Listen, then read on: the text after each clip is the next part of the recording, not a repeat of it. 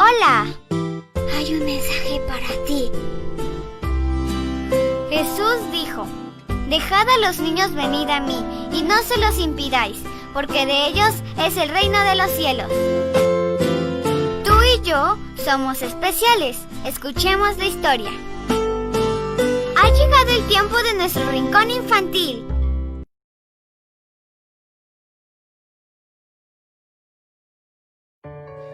Esta es la historia de José, mi personaje favorito de la Biblia. José era un chico como todos, dedicado a su casa, buen hijo, buen hermano.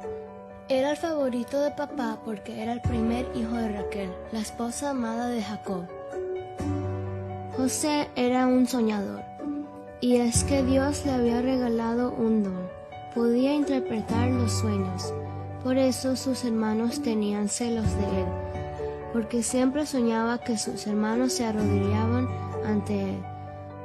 Un día su mamá le tejió una túnica de colores muy hermosa para dársela de regalo, y su padre se la regaló con mucho amor.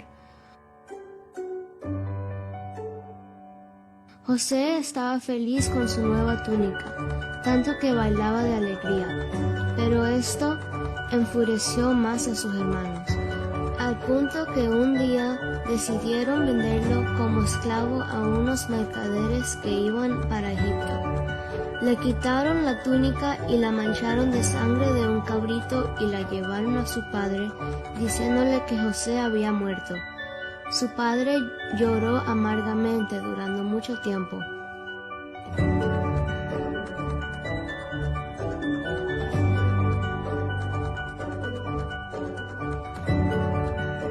Un día en la casa donde trabajaba José lo acusaron falsamente y lo enviaron a la cárcel. Pero José nunca se rindió y siempre fue fiel a Dios. Oraba día y noche. Después de ayudar a un par de amigos en la cárcel interpretando sus sueños, José fue llevado al faraón para que le ayudara interpretando un sueño que el faraón había tenido.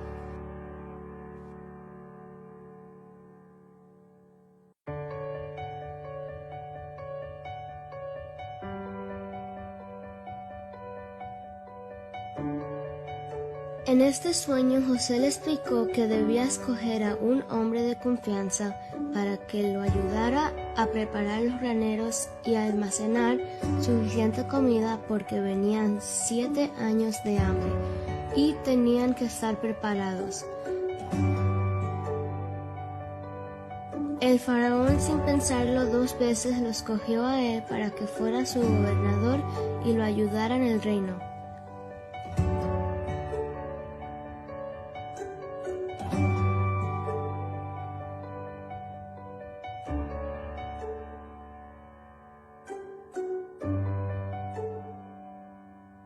José, a pesar de su cargo, siempre oraba a Dios fielmente, y Dios lo ayudó a ser un gran gobernante.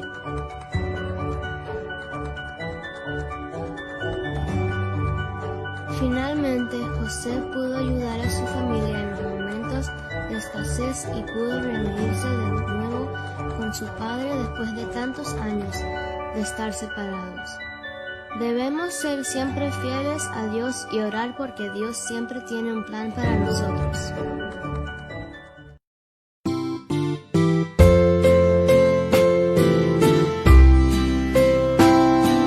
No olvides, de los niños es el reino de los cielos.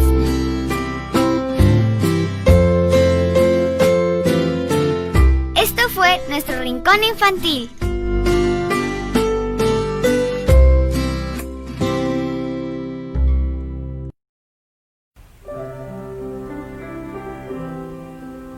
Vamos a adorar a nuestro Dios,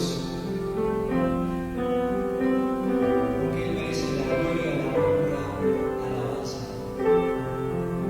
Y le pertenecemos, le decimos: Rey del cielo, te amo.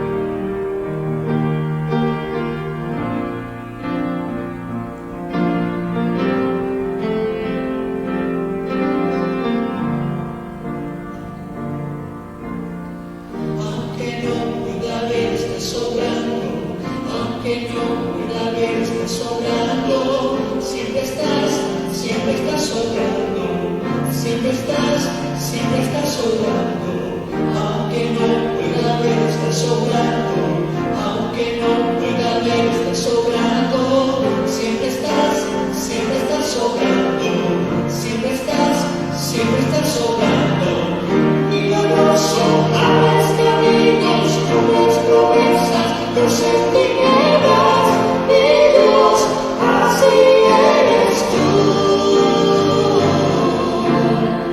Milagroso, abres caminos, cubres promesas, luces tinieblas, mi Dios, así eres tú, así eres tú, así eres tú, así eres tú, así eres tú, así eres tú, así eres tú, así eres tú, así eres tú.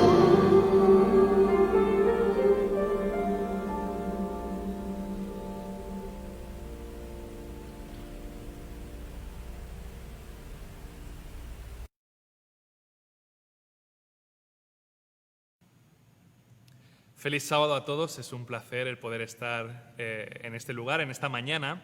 Seguimos con nuestras predicaciones online debido a que, bueno, sabemos que la situación en nuestro condado no ha mejorado y debemos por precaución, mantener las iglesias cerradas. Queremos agradecerte a ti que estás apoyando nuestras retransmisiones, no solo mirándolas, sino compartiéndolas. En este momento te quiero pedir una cosa y es que vayas al botón, si estás en Facebook, de share o de compartir y compartas con tus amigos el mensaje del día de hoy. En esta mañana quiero también agradecer a las personas que están dedicando mucho tiempo, número uno, para que estas retransmisiones puedan llegar a tu casa. Hablamos del equipo de multimedia, en el que no me quiero olvidar de Nelson. Quiero agradecer a Nelson por el tiempo que dedica, por el esfuerzo que hace para poder mantener a la Iglesia informada por los medios de comunicación que tenemos en la Iglesia, que es nuestro Facebook, nuestra página de Facebook y también nuestra página de YouTube. También tenemos nuestra página en Instagram. Aquellos que quizás sean de otra generación seguramente puedan hacerse una cuenta en Instagram para poder seguirnos también a través de ese medio. Quiero en esta mañana orar en especial por la familia del pastor Demetrio. Habéis escuchado, algunos de ustedes, todo lo que está ocurriendo, todo lo que le ocurrió y todo lo que está ocurriendo en estos momentos con su salud también, y queremos mantenerlos en nuestras oraciones. También queremos pedir por todos aquellos que están sufriendo de alguna u otra forma, tanto sea física como quizás monetaria, quizás en otros aspectos, la crisis que vamos a hablar justamente en el día de hoy. El título del sermón se llama Crisis y ahora qué. Se nos ha venido esta crisis y muchos no sabemos muy bien qué hacer. Para los que somos pastores, este tipo de iglesia nunca antes en la historia se había hecho. Ahora nos hemos visto forzados a quizás reinventarnos. La Iglesia en general también. Muchos pudimos disfrutar de un concierto la semana pasada en el parking de nuestra iglesia y vernos solamente las caras por medio de carro a carro, con nuestras mascarillas puestas. Era como una emoción de que algún día podrá todo volver a la normalidad. Pues quizás sí o quizás no, no lo sabemos muy bien, porque lo que se nos viene encima, pues tenemos que improvisar un poco en ver cómo tenemos que hacer esta nueva iglesia. Y quiero agradecer por sus oraciones, a todas aquellas personas que dedican tiempo a la oración. Tenemos un grupo de oración todos los días, tenemos también grupos pequeños que se reúnen para estudiar la palabra de Dios. Y quiero agradecer a todas las personas que están involucradas en el Food Bank también, alimentando a tantísima gente de nuestra comunidad. En esta mañana vamos a abrir la palabra de Dios y vamos a estudiar un tema que he titulado Crisis y ahora qué. Vamos a sumergirnos en la palabra de Dios, a ver qué tiene que decirnos a nosotros. En el siglo XXI, la palabra de Dios para los momentos de crisis. Antes de comenzar vamos a tener unas palabras de oración. Amoroso Padre que estás en los cielos, en estos instantes queremos abrir tu palabra y queremos que nos hables a nuestras mentes, que aclares nuestros pensamientos, Señor, que te sumerjas en lo más profundo de nuestro ser para reevaluar nuestras prioridades, para reevaluar las cosas que deben ser cambiadas en nuestra vida para acercarnos más a ti. Te lo pedimos todo, en el nombre de Jesús. Amén. Crisis. Y ahora que vivimos en un mundo en el que parece que la palabra crisis, pues bueno, está en boca de todos los noticieros y todos los periódicos mundiales. Crisis financiera, crisis en el sistema de educación, donde los maestros no saben muy bien lo que va a ocurrir, lo que se van a encontrar al regreso en las escuelas. Crisis sanitaria, donde los hospitales, pues quizás habéis escuchado, no dan abasto con la cantidad de afectados por el virus. Crisis política, no voy a entrar ahí, donde la sociedad anda revuelta buscando justicia ante eventos claros de injusticia social. Crisis, una palabra que hace pues mucho. Mira, las bolsas de valores tiemblan en el mundo cuando esta palabra amanece alrededor de la superficie, ¿no? En un periodo de la historia, la Biblia recoge un momento de crisis en el pueblo de Israel. Bueno, en realidad la Biblia recoge momentos de crisis continuamente. Quiero decir con esto que la palabra crisis o la crisis económica, sanitaria, de educación, política y por encima de todas, la crisis espiritual no la hemos inventado nosotros. A lo largo de los siglos se han ido ocurriendo muchísimo. La historia bíblica anda repleta de este tipo de circunstancias. Y a través de ellas Dios se mueve para mostrarle al pueblo y a los futuros lectores de la Escritura, que somos nosotros, quién realmente está al control de todo. Con el sermón de hoy quiero decirte que la crisis puede ser fuerte. Tenemos hermanos, como hemos dicho, afectados por el virus.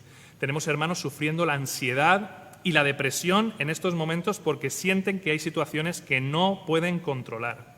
Tenemos hermanos que literalmente no saben qué pasará con sus planes de futuro, con sus inversiones, con sus proyectos de vida. Tenemos jóvenes que están mal porque no saben qué pasará con sus estudios o trabajos. Y todos ellos quiero decirles que Dios siempre ha estado, está y estará al control. La diferencia de todo es cuánto estás dispuesto o dispuesta a dejar en manos de Dios.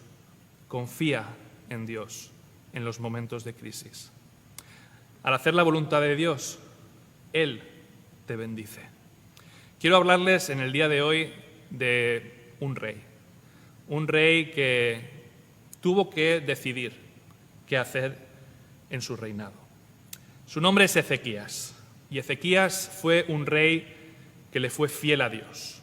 Y vamos a leer en el segundo libro de Reyes, en el capítulo 18, nos cuenta un poco de su historia y nos muestra lo que hizo este rey. La crónica también es muy interesante, que es recogida en el segundo libro de Crónicas, capítulo 29, y en Isaías 36. Esa crisis que se presenta en el pueblo de Israel está recogida en 3 lugares en la Escritura. En el día de hoy vamos a ir saltando de texto en texto para ir pudiendo leer un poco. Ezequías, en el momento que toma el trono, nos dice el texto, cambia la dinámica en la cual Judá, el reino de Judá, estaba. Empieza a poner, por así decirlo, las prioridades en orden. Lo primero que Ezequías centra su atención es en el templo. El rey Acaz, su padre, había cerrado las puertas del templo. Lo podemos leer, si siguen conmigo, en el libro de Crónicas, en el segundo libro de Crónicas,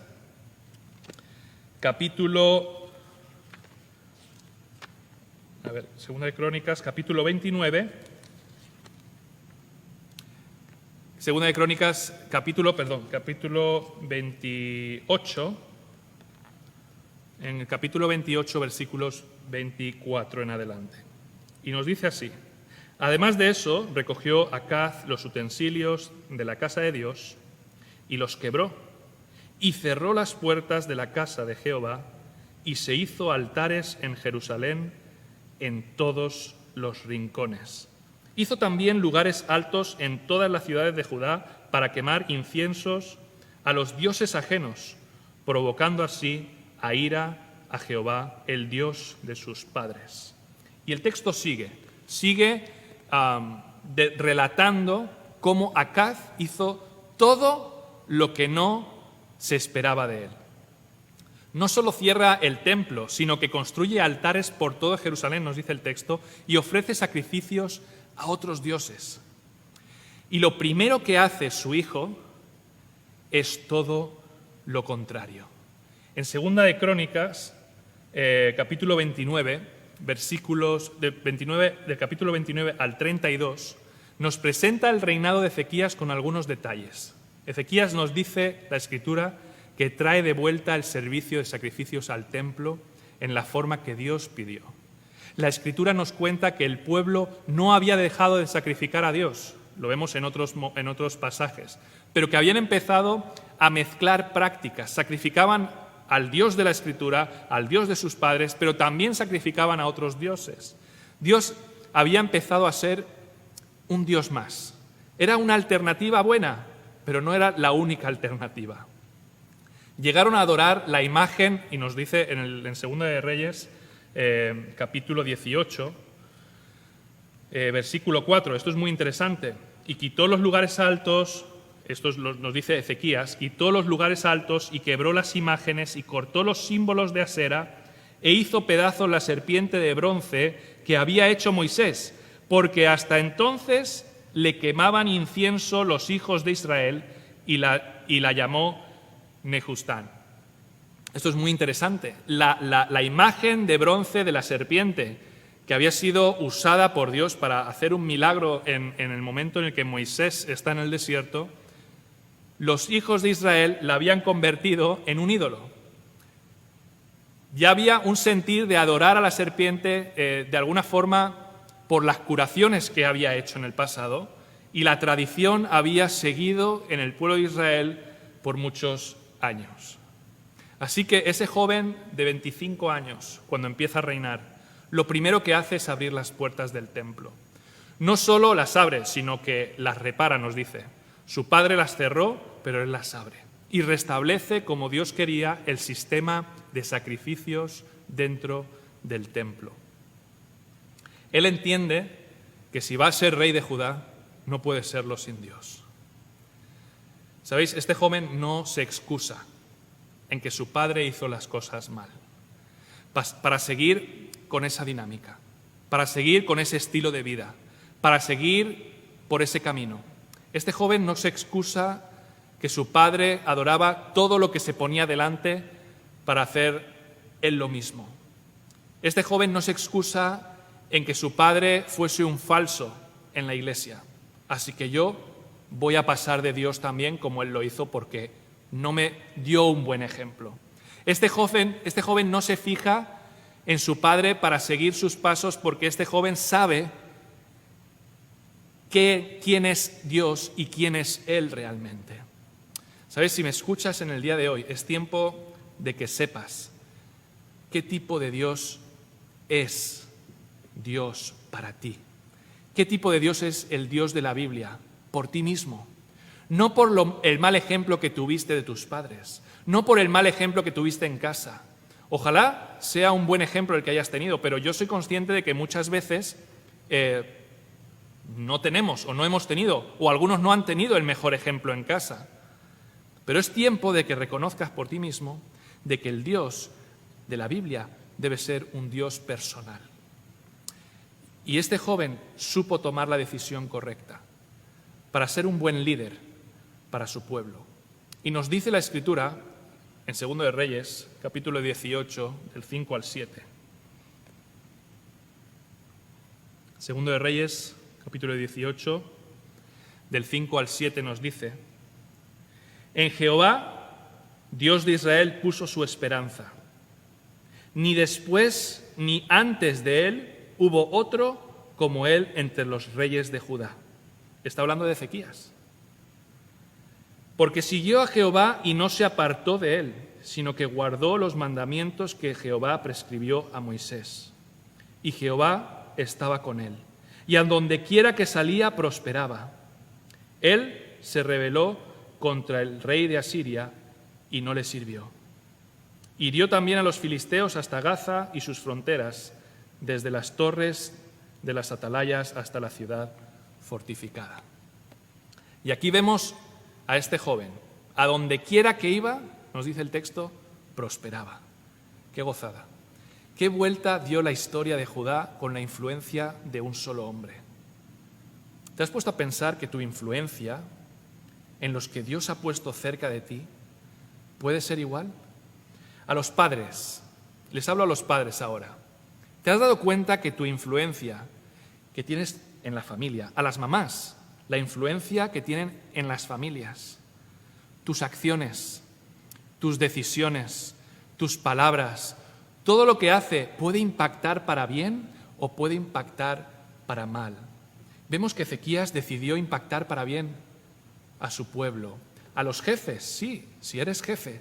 ¿Te has dado cuenta que tu influencia puede impactar a los trabajadores para los que trabajan para ti? Tus palabras pueden ser algo que cambie su día en ese momento, que cambie el rumbo de sus vidas. Profesores con alumnos. Todos tenemos o hemos tenido ese profesor que recordamos con mucho cariño, ya sea en la primaria o en la universidad, que te transmite motivación a esos alumnos, que no te gustaba una materia, pero él supo transformar esa materia en algo, wow, hermoso, precioso, bonito, algo que querrías dedicarte a eso incluso. El rey de Judá impactó con sus decisiones a todo un pueblo. Pareciera el momento pues, de una película, cuando el protagonista ha sido bueno, ha cumplido su palabra y la vida le devuelve con la moneda correcta. Te has portado bien, has sido fiel a Dios y aquí tu recompensa. Y cuando todo parecía perfecto, cuando ya todo parecía que ya podían poner los créditos de la película, que esa película iba a terminar muy bien, entonces aparece en escena un personaje. Un personaje que va a darle un toque de emoción a esta historia. Sennacherib. ¿Sabéis? El rey Sennacherib, hace poco leía un artículo que decía que en el 2014 el grupo terrorista islámico, ISIS, del Estado Islámico, retomó el control de algunas regiones de Irak, entre ellas la región entera de Mosul, en donde estaba localizada la antigua ciudad de Nínive, capital de Asiria. ¿Sabéis? Sennacherib era el rey en ese momento de los asirios. Y durante los 3 años en el que el Estado Islámico conservó el control de ese área, inició una campaña de destrucción cultural. Ellos iban rompiendo tumbas, saqueando mezquitas, saqueando todo tipo de tesoros, entre comillas, importantes para musulmanes y también para cristianos, entre las cuales se cree que estaba incluso la tumba del profeta Jonás. Al creer que las tumbas y los santuarios en el interior de esas mezquitas son perversos, antagónicos, de acuerdo con su estricta interpretación del Islam, estos tipos de sitios fueron demolidos, fueron destruidos. Y a finales de enero de 2017, al ser derrotado ISIS, Mosul y sus alrededores fueron recuperados por el ejército iraquí. Nos cuenta el artículo que muchas inscripciones fueron descubiertas en ese lugar. Con la recaptura de la ciudad en enero de 2017, los arqueólogos comenzaron a buscar sitios para ver qué tipo de saqueos habían hecho, qué tipo de tesoros habían destruido y demás, ¿no? Para la sorpresa, encontraron varios túneles. Y aunque ciertamente algunas cosas fueron saqueadas, vemos, y se nos dice en este artículo, que muchas otras no fueron saqueadas porque sencillamente ellos no le dieron la importancia que en realidad tenían. Algunos de los hallazgos más importantes analizados en este artículo científico fueron inscripciones hechas por reyes asirios. Y dice que el autor examina estos nuevos hallazgos en el 2017 y revisó inscripciones similares que fueron descubiertas en el año 87, entre el año 87 y el año 92, que no fueron publicadas. Y varias de esas inscripciones, tanto del año 87 como entre el año 87 y el 92 y del 2017, vemos que se cita y se escribe con nombres el nombre de este rey asirio, Senaquerib. Y hubieron muchísimas inscripciones acerca de este rey, y nos dice, una de ellas, por ejemplo, nos dice algo así como que el palacio de Esar-Hadón, gran rey, poderoso rey, el rey del mundo, rey de Asiria, gobernador de Babilonia, rey de Sumer y Akkad, hijo de Senaquerib, rey del mundo, rey de Asiria, descendiente de Sargón, rey del mundo, rey de Asiria. Era su forma de darle pomposidad de alguna forma a ese rey, el rey Senaquerib, el gran rey del mundo, el gran rey de Asiria. Así que Senaquerib fue un rey de Asirio que restableció a Nínive como capital sobre la ribera oriental del Tigris, frente a la ciudad que hoy conocemos como Mosul. Construyó palacios, templos, amuralló muchas ciudades y creó un sistema de aguas como nunca antes. Fue un soldado muy destacado y quizás es en esa capacidad en la que mejor se le recuerda como a un hombre de guerra. En su ascenso al trono, cuando asciende al trono, se encuentra con la necesidad de lidiar con revueltas a través de todo el imperio. Exasperado por las repentinas intrigas de Babilonia y de su rey, finalmente redujo la ciudad a ruinas, la ciudad de Babilonia. En Occidente también había rebelión. Entre los rebeldes estaba nuestro protagonista del día de hoy, el rey Ezequías de Judá. Y nos dice en el segundo libro de Crónicas, quiero que vayan conmigo al segundo libro de Crónicas, a ver si lo... Segundo de Crónicas, capítulo... vamos a ir al capítulo 32. Nos dice así: después de estas cosas y de esta fidelidad, la fidelidad obviamente de Ezequías, vino Senaquerib, rey de los asirios, e invadió a Judá y acampó contra las ciudades fortificadas con la intención de conquistarlas. O sea, imagínate la situación. Tú has hecho la voluntad de Dios. Es más, tú has vuelto a abrir el gran templo de Jerusalén. Has reunido a los sacerdotes, a los levitas, les has dicho lo que tienen que hacer. Has organizado todo el plan de acción. Has organizado el plan de evangelismo para ese año. Todo va bien, todo va sobre ruedas. Y cuando todo parecía que volvía al cauce normal de la voluntad de Dios, como Dios quería que fuese su pueblo, llega Senaquerib. Llega Senaquerib. ¿Sabéis? Muchas veces sentimos que hemos reconducido nuestras vidas, que ya no somos lo que solíamos ser, decimos. Ya ahora estoy haciendo las cosas bien, pastor. Ya dejé aquel estilo de vida. Ya confío en Dios. Ahora sí. Parece que mi esperanza empieza a tomar un buen rumbo ahora.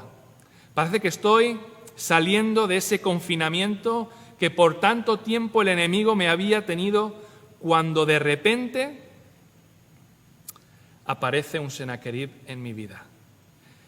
Un enemigo que aparece y todo lo que yo había construido, todo lo que yo había decidido rehacer en mi vida, todo lo que yo había dicho con tanto sudor y lágrimas que me costó, le había dicho, ¿sabes? No vuelvo a eso. De la noche a la mañana vuelvo a sentir aquello que me prometí no volver a sentir. Eso es lo que Senaquerib hace sentir. Hace sentir que, ¿de verdad va a ocurrir esto ahora? Por hacerlo más actual, para los que vivimos en el sur de la Florida, es como la sensación que salimos de este virus. Parece que ya. Pero es que ahora ha venido un rebote un rebrote de virus que trae consecuencias aún más desastrosas que al principio. Habíamos hablado de la posibilidad de abrir la iglesia, ahora sí, pues ahora no. Todos tenemos o hemos tenido la sensación que produce cuando un Senaquerib se pone a las puertas de tu vida,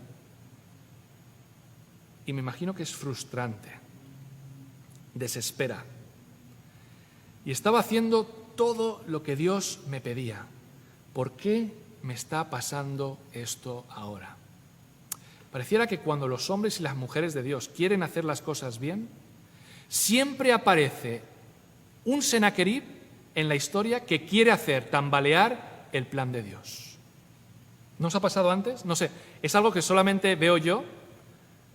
Me imagino que todos lo podemos ver. Cuando todo estaba haciéndose bien, entonces aparece un Senaquerib. Vemos que en Segunda de Reyes 18:11, Asiria lleva cautiva a Israel. Recuerdan que el pueblo de Israel se dividió con el reino del norte y el reino del sur, donde Ezequías era rey. Y vemos que Israel es tomado preso por Asiria. Y nos dice el texto en el segundo libro de Reyes, capítulo 18, versículo 13, nos dice: a los 14 años del rey Ezequías, subió Senaquerib, rey de Asiria, contra todas las ciudades fortificadas de Judá y las tomó. Los historiadores, los arqueólogos, nos dicen que esas ciudades podían haber sido hasta 46 ciudades fortificadas. Y otros libros, por ejemplo, el libro de Isaías, es otro de los que recoge esta historia y continuamente les recuerda el profeta al pueblo que no se puede confiar en los asirios, que la confianza del rey Acaz no puede estar de parte de los asirios, tiene que estar con Dios. Y el rey Acaz no quiso hacer caso a Dios, no pudo hacerlo. Dios no pudo hacer con él lo que tenía pensado porque no confiaban en Dios.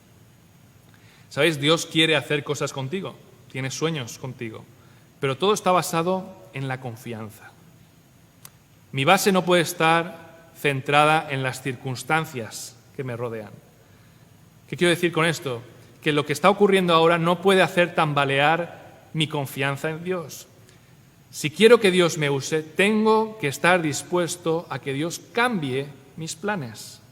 Y eso implica no controlar todo lo que yo pienso que debo controlar. Y eso es muy difícil. Porque por un lado, si creo en Dios, Dios es bueno, Dios es amor, pero cuando agrego un pero a la ecuación de Dios conmigo, empieza el control. ¿Sabéis? Esta semana escuchaba algo que me hizo pensar. Escuchaba que el control es una ilusión, y hasta cierto punto sí lo es. Si eres empresario, controlas tu empresa hasta cierto punto, pero tú no controlas el mercado. Si tienes un negocio, controla lo que tienes dentro de la tienda, pero no controlas si viene gente a comprar o te roban la tienda o hay una inundación un día y se te echa a perder el material que tienes ahí dentro. Así que el control es ilusorio. Cuando como cristiano quiero controlar mi vida, le digo a Dios: está bien todo lo que es contigo, Dios, pero, ¿sabes?, no eres suficiente. Y eso es lo que pasa con Israel y Judá antes de la llegada de Ezequías. Y ahora le tocaba a Ezequías. En el segundo libro de Reyes nos dice, y leemos esto, vamos a ir a segundo de Reyes, capítulo 18, versículos 14 al 16. Entonces Ezequías, rey de Judá, envió a decir al rey Asiria, que estaba en Laquis: yo he pecado, apártate de mí, y haré todo lo que me impongas. Y el rey de Asiria impuso a Ezequías, rey de Judá, 300 talentos de plata y 30 talentos de oro. Dio por tanto Ezequías toda la plata que fue hallada en la casa de Jehová y en los tesoros de la casa real. Entonces Ezequías quitó el oro de las puertas del templo de Jehová y de las quiciales que el mismo rey Ezequías había cubierto de oro, y lo dio al rey de Asiria. Esta parte es increíble. Esta parte es increíble porque Ezequías a que había hecho la voluntad de Dios, ahora se encuentra con Senaquerib, el gran Senaquerib, a las puertas de su ciudad. Y de repente busca una solución rápida. Yo me imagino que sus intenciones son buenas, como las son las nuestras muchas veces a la hora de tomar soluciones. Sus intenciones, me imagino que no eran malas, pero la solución que muchos buscamos en momentos de desesperación suelen ser engañosas. Ezequías pensó que esto alejaría a Senaquerib de su tierra. Para ello, nos dice el texto que todo lo que había invertido en las puertas del templo. Leíamos que lo primero que cambió, lo primero que hizo Ezequías al llegar al poder fue abrir las puertas del templo. No solo abrirlas, nos dice el texto que las renueva, las arregla. Y yo me imagino que en ese arreglar las puertas las recubre de oro. Las recubre de ese oro, las deja, con ganas de poder entrar a través de esas puertas. Y de buenas a primeras, lo que con tanto esfuerzo y tanta ilusión había construido, arranca el oro de las puertas y le regala ese oro a ese rey Senaquerib. Las riquezas de palacio también, las riquezas de la casa de Dios también. ¡Wow! Todo. La desesperación hace que tomemos decisiones precipitadas en nuestra vida. Ante los problemas reaccionamos muy rápido. Ezequías actuó y no tuvo ni consideración que el oro y la plata que le estaba dando a ese rey pagano era el oro y la plata de la misma casa de Dios. A Ezequías no le tiembla la mano de volver a destruir la puerta que él mismo había mandado arreglar. En el versículo 17 nos dice, después, versículo 17, habíamos visto que el versículo 16 era arranca todo ese oro, envía el oro. Dice, después el rey de Asiria envió contra el rey Ezequías, al Tartán, al Rabsarsí y a un gran ejército desde Laquis contra Jerusalén, y subieron y vinieron a Jerusalén, y habiendo subido vinieron y acamparon junto al acueducto del estanque de arriba en el camino de la heredad del lavador. ¿Qué está ocurriendo aquí?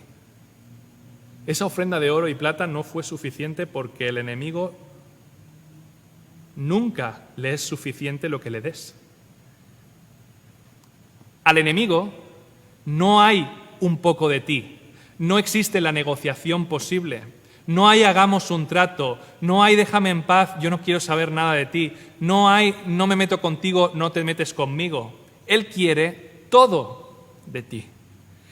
Ha venido a aniquilarte, ha venido a matarte, ha venido a destruir tu vida. Yo creo que en ocasiones suavizamos, romantizamos al enemigo de Dios, poniéndole a un nivel humano. ¿Sabéis? Satanás, el diablo, sí, ese que ponen muchas veces con cuernitos y tridentes. Hay muchas bromas alrededor de este individuo. Pero lo literal, lo que realmente nos presenta la Escritura es que el enemigo nunca viene a quitar un poco, viene a destruir y aniquilar. Y vemos esto exactamente personificado en el rey Senaquerib. Envía un mensaje a Jerusalén para el pueblo. Esto es sumamente interesante, muy interesante, expresándole al pueblo el mensaje que el rey Senaquerib quiere darles a Judá. Y lo vemos en ese mismo libro, capítulo 18, un poquito más adelante, versículo 29 de adelante, dice, así ha dicho el rey Senaquerib, no os engañe Ezequías, porque no os podrá librar de mi mano. Y no os engaña Ezequías, y no os haga Ezequías confiar en Jehová, diciendo, ciertamente nos librará Jehová y esta ciudad nos será entregada en la mano del rey de Asiria. No escuchéis a Ezequías, porque así dice el rey de Asiria. ¿Qué? El rey Ezequías os va a decir una cosa, no lo escuchéis, porque así digo yo, dice Senaquerib. Haced conmigo paz, y salid a mí, y coma cada uno de su vid, de su higuera, y beba cada uno de las aguas de su pozo, hasta que yo venga y os lleve a una tierra como la vuestra, tierra de grano y de vino, tierra de pan y de viñas, tierra de olivas, de aceite y de miel, y viviréis y no moriréis. No sé si os recuerda a alguien estas palabras. No oigáis a Ezequías, porque os engaña cuando dice Jehová os librará. Y el texto sigue. ¿Acaso alguno de los dioses de las naciones ha librado su tierra en la mano del rey de Asiria? ¿Dónde está el Dios de Hamat y de Arfad? ¿Dónde están el Dios de Sefarvaim, de Ena, de Iva? ¿Pudieron estos librar a Samaria de mi mano? ¿Qué Dios de todos los dioses de esta tierra, de estas tierras, ha librado su tierra de mi mano, para que Jehová libre de mi mano a Jerusalén? ¿Qué Dios? Si todos han fallado, ¿qué garantías tienes tú de que Dios, tu Dios, te va a librar de esta? Con este recital, con esta carta, Sennacherib saca su hoja de vida, su curriculum vitae, saca como buen conquistador su sash, su banda con sus honores de rey. En otras palabras, Sennacherib le dice al pueblo, miren, yo no soy tan malo. Eso es lo que Satanás hizo en el Edén también. Confrontó a Dios y nos vino a la humanidad tentando con algo que en realidad no iba a ofrecer. Ese es el método que Satanás utilizó, utiliza y utilizará. Con Satanás siempre hay un buen argumento para no hacer la voluntad de Dios. Siempre. Cuando tú te pasas escuchando al enemigo, siempre va a haber algún buen argumento para muchas cosas, pero no para la voluntad de Dios. ¿De verdad pasa algo con trabajar en sábado? Tienes que alimentar a tu familia. Yo no te diría que no trabajes. Es más, trabaja todo lo que puedas para darle a tus hijos lo que tú no recibiste. Y el sábado, total, hoy los sermones son por internet. Si no vas ahora y lo ves ahora, ya lo verás después. Puedes escuchar el sermón y trabajar. Y si te sientes muy mal, le das el dinero de lo que trabajes en sábado, lo pones de ofrenda. ¿Habéis escuchado esos argumentos? Quiero decir que con esto, y hago un paréntesis, vivimos en un tiempo duro, de pandemia. Nos enfrenta con nuestra espiritualidad, nos enfrenta con nuestro problema. Hay una necesidad de supervivencia. Algunos basaron su relación con Dios en venir a la iglesia todos los sábados. Ahora están redescubriendo que al no venir a la iglesia, su relación con Dios pues a lo mejor tambalea. Mi consejo es que no bases tu relación con Dios en solo escuchar sermones por internet. No te aísles espiritualmente. Dios nos creó individuos sociales. Busca un núcleo donde puedas estudiar la Biblia con gente, estudiar la palabra de Dios. No criticar, no reunirme en casas o reunirme en foros para criticar a la iglesia. No reunirme en foros para criticar a otros hermanos o a los pastores o lo que se hace bien o lo que se hace mal. Ese no es el propósito. Porque siempre están los loquitos y loquitas que aprovechan para hacer la obra del Señor en momentos de crisis, sin saber que están trabajando o siendo influenciados por Satanás, como lo fue Sennacherib. En momentos de crisis, acércate a Dios y acércate a su palabra. No te juntes ni alimentes la crisis con estos argumentos, con estas cartas en contra de Dios. Satanás siempre tiene un argumento para no hacer la voluntad de Dios. Siempre lo hay. Siempre hay un argumento para no venir a la iglesia. Siempre hay un argumento para no devolver el diezmo. Siempre hay un argumento para no dar ofrenda. Siempre hay un argumento para hablar mal de alguien dentro de nuestra comunidad. Siempre lo hay. Y tengo la razón. Siempre tengo la razón. Y ahí viene la duda. porque los argumentos son muy buenos y parecen hasta válidos, son muy persuasivos. Y ahora viene mi confianza en Dios. Cuando la crisis florece, ¿ahora qué hago? Crisis, ¿y ahora qué? Todo a mi alrededor parece indicar lo contrario. ¿Qué voy a hacer? ¿Qué voy a hacer cuando alrededor de mi ciudad tengo un ejército que parece que no hay salida?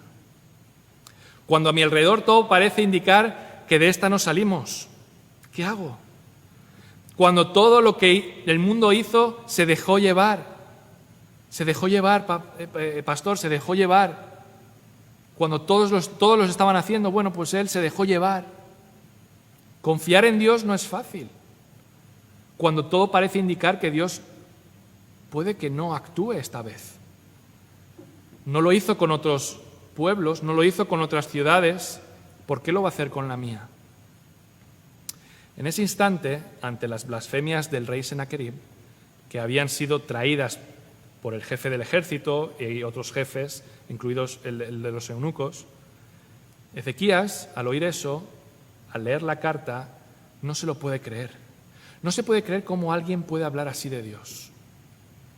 Y cuando el problema que tienes es más grande que tú, es más poderoso que tú, cuando la situación es más loca de lo que tú puedes aguantar, ¿qué vas a hacer?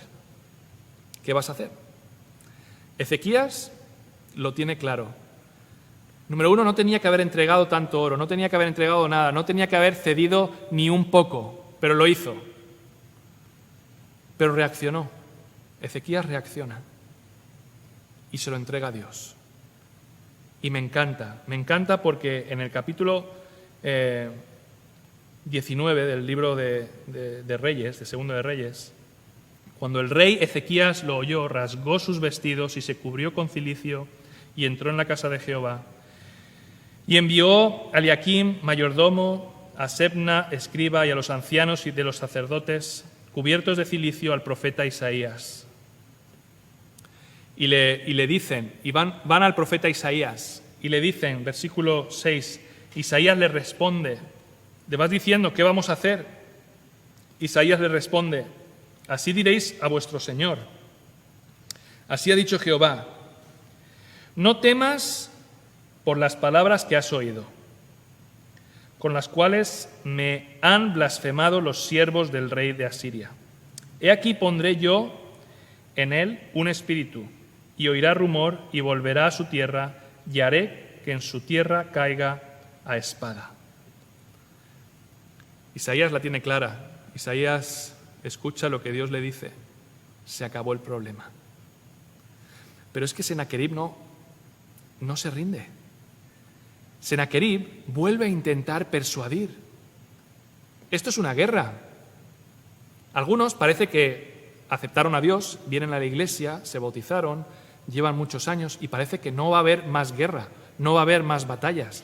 El enemigo no se rinde, no se va a rendir, o hasta que mueras tú o hasta que muera él.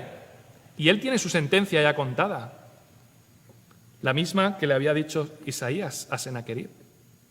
Versículo 10